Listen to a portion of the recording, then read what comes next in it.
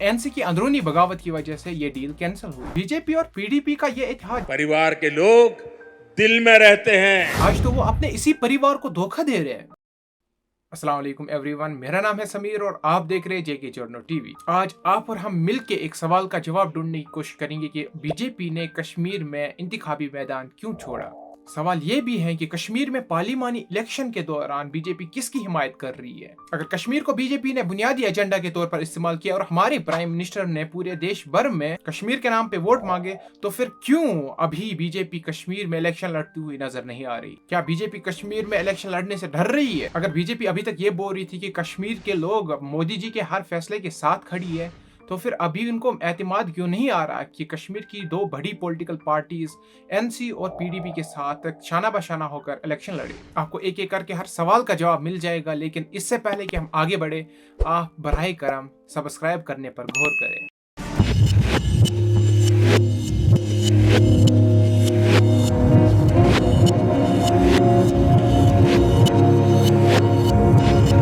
वादी कश्मीर में आखिरी अहम इंतखाबात 2014 में हुए, जहां पे इलाही की पसंद रहनुमाओं की जानिब से बॉयकॉट की कॉल के बाद भी जम्मू कश्मीर के लोग 65% की मेजॉरिटी के साथ वोट डालने बाहर आए। इस इलेक्शन में पीडीपी सबसे बड़ी पार्टी के तौर पर सामने आई और बीजेपी और नेशनल कॉन्फ्रेंस दूसरी और तीसरी बड़ी पार्टी के तौर पर सामने आई। नताइज के सिर्फ 3 दिन बाद एनसी ने हुकूमत बनाने के लिए बीजेपी से राब्ता किया, लेकिन एनसी की अंदरूनी बगावत की वजह से ये डील कैंसिल हुई। बीजेपी ने भी दूसरी तरफ डिफरेंस ऑफ थॉट्स कहकर इस डील को मुस्तरद कर दिया। मजे की बात तो यह है कि यही एनसी आज पीडीपी को बीजेपी के साथ मिलने पर सुनाती रहती है।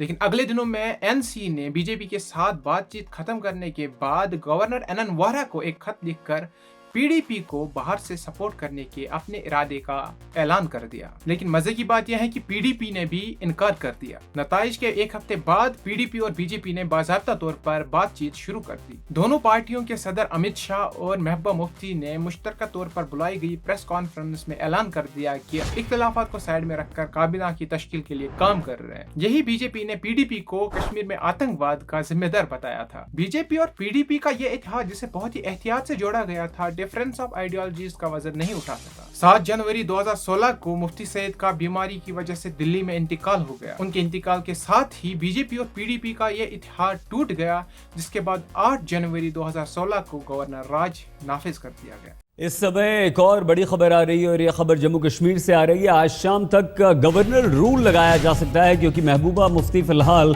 मुख्यमंत्री पद की शपथ लेना नहीं चाहती। पिता मुफ्ती मोहम्मद सईद के निधन के बाद वो इतनी जल्दी पद की शपथ लेने के पक्ष में नहीं है। दिलचस्प बात यह है कि बीजेपी जो हुकूमत के इत्तेहाद के लिए पीडीपी और एनसी दोनों जमातों की पहली पसंद थी, वही बीजेपी ठीक 4 साल बाद दोनों जमातों के लीडर्स को जेल में डालने वाली थी या फिर नजरबंद करने वाली थी। और वही हुआ भी। बीजेपी ने आर्टिकल 370 को मनसूख करने के लिए गवर्नर राज का खूब इस्तेमाल किया और कश्मीर के लीडर्स को या तो जेल में या फिर घर में नजरबंद कर दिया। इसे कहते हैं परफेक्ट रिटर्न गिफ्ट। कश्मीर के कई लोग आज भी बीजेपी के साथ मिलने पर पीडीपी को सुनाती है, लेकिन एनसी भी तो इसी खेत की मूली है। इस बात से भी कोई इनकार नहीं कर सकता कि बीजेपी ने गवर्नर राज का इस्तेमाल अपने कारकुनों को कश्मीर के हर कोने में पहुंचाने में किया। वहीं पे दूसरी तरफ बाकी सियासतदानों पर बहुत सी पाबंदियां आयद थी। लेकिन अगर बीजेपी जे में इतनी ताकतवर हो रही थी और जे में लास्ट असेंबली इलेक्शंस में दूसरी सबसे ताकतवर पार्टी के तौर पर उभरी थी, तो कहां गलती हुई कि बीजेपी आज कश्मीर में इलेक्शन भी नहीं लड़ पा रही। अगर आपने ये वीडियो अभी तक देखा है तो आपको जवाब मिल जाना चाहिए, और जवाब है भरोसा, लोगों का भरोसा। अगरचे बीजेपी ने वादी में अपनी ताकत बढ़ाने के लिए तमाम वसाइल इस्तेमाल किए, और वो ताकत उन्होंने तब दिखाई जब पीएम मोदी श्रीनगर में विजिट किए।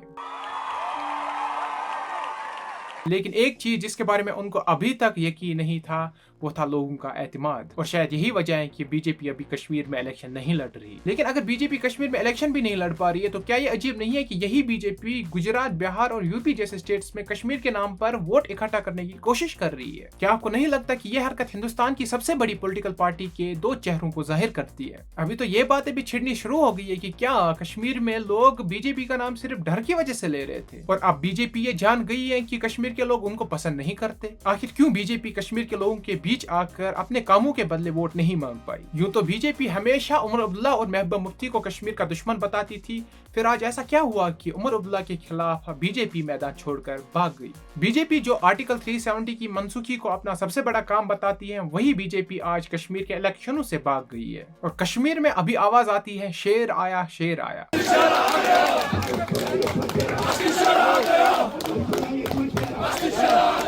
लेकिन यहाँ पे जिस शेर के आने की बात हो रही है वो मोदी जी तो बिल्कुल नहीं है। होंगे भी कैसे, बीजेपी तो भाग गई। कश्मीर के वो लोग जो मोदी जी की बातों में आकर उनको अपना शेर समझ बैठी, अब वो अपना वोट किसको देंगे? उनका शेर तो मैदान छोड़कर चला गया। मोदी जी जिन्होंने कश्मीर के लोगों को अपना परिवार बताया था, मैंने जम्मू कश्मीर को भी हमेशा अपना परिवार माना है। परिवार के लोग दिल में रहते हैं, मन में रहते हैं। ये सुखद संयोग है या कुदरत का कोई इशारा कि बीजेपी का चिन्ह भी कमल है और कमल के साथ तो जम्मू कश्मीर का गहरा नाता है। आज तो वो अपने इसी परिवार को धोखा दे रहे हैं। क्या हुआ, आज वो अपने इसी परिवार से वोट नहीं मांग पा रहे? बात तो साफ है कि जिस कश्मीर के नाम पर पूरे देश में वोट मांगे जा रहे हैं, उसी कश्मीर के लोगों के दिल में मोदी जी अभी जगह नहीं बना पाए। परिवार के लोग दिल में रहते हैं, मन में रहते हैं। आज इन सब सवालों का बीजेपी के पास कोई जवाब नहीं है, लेकिन आपको नहीं लगता कि इलेक्शन से भाग जाना बीजेपी की हार को दिखाता है? लेकिन सवाल ये भी है कि क्या मेन स्ट्रीम मीडिया इन खबरों को चलाती भी है? उसका हाल हम सबको पता है। 100 बात की एक बात है कि अगर मोदी जी ने बहुत मेहनत करके कश्मीर का विकास किया तो इलेक्शन के टाइम पे लोगों का प्यार क्यों नहीं लिया? या वो जान गए कि लोग उनसे प्यार ही नहीं करते? ये सवाल है जो आज हर कश्मीरी और हर सिटीजन के दिल में है। आपके दिल में भी यही सवाल है या आप इसको लेकर कुछ और सोचते हैं? अपने ख्यालात का इजहार कमेंट सेक्शन में जरूर करें, वीडियो को लाइक करें। ऐसी ही वीडियोस के साथ हम मिलेंगे आपसे अगली बार। जेके जर्नल टीवी को सब्सक्राइब करें।